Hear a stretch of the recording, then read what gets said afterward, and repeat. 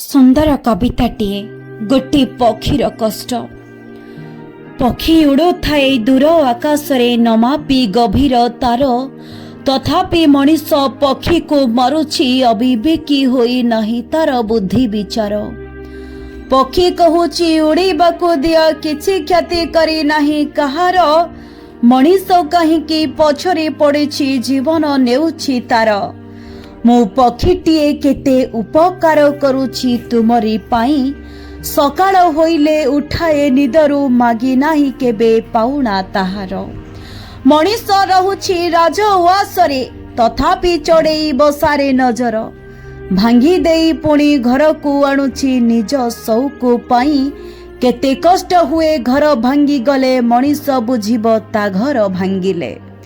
निज खुशी पाई बणरू आणुछ घर भितरे पोषा मनाउछ, कष्ट देई देई आम खुशी छड़ाउछ। बनरे बुड़ीबा बनरे रहिबा स्वर्ग परी दिए खुशी, हेले ए मनीष जातिटा रखेई दौनी पक्षी को मारुछि बिना दोषरे खाली। पक्षी सबु बेले अभिशाप दिए, मो बसा भांगुछ मो मांस खाउछ, तुमर भी काली समय आसिब, केमिति तुमे आम परी जली जली पाउंस होइब, केमिति तुमे आम परी जली जली पाउंस होइब।